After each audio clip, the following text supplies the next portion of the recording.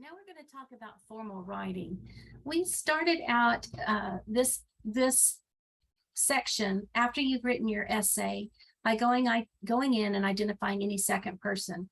I cannot tell you how vital it is to receive an essay in second person. You must make sure it's written in third person. So formal style means that it's written in third person. It also means that it avoids using conjunctions, words like can't, won't, those kind of words. We don't use conjunctions in formal writing. Every time you use an abbreviation, you should define it in the first usage and then just use the abbreviation thereafter. Don't use slang. You avoid writing in an oral, I can't talk today. Avoid writing in an informal tone. You would never go in and say, yo, dude, let's look at this. No, you don't do that. Avoid slang, cliches, and excessive figurative language. You want to use the standard spelling and punctuation. Use formal words and write out numbers under 10. And then once you, and I expect you to go through your essay and look for these things. And then the very last thing is the checklist.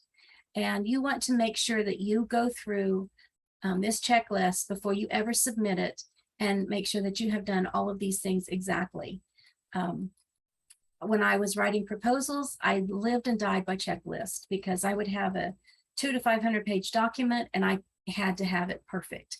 And so I would take it and I would look in and I would go count, make sure my introduction had at least 5 sentences, that the first 3 sentences capture the reader's attention, that it ends with a thesis statement, that this thesis statement states the topic and the subtopic. So I want you to go through the essay checklist and I want you to check every single one of these things.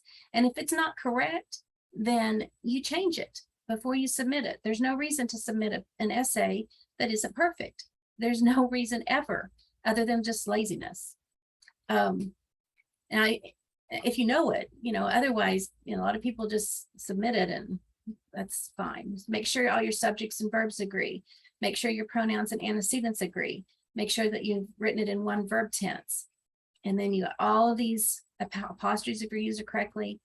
And so that is the very last step before you submit your essay is you go through and you check it once more, do a spell check on it and fix whatever needs to be fixed.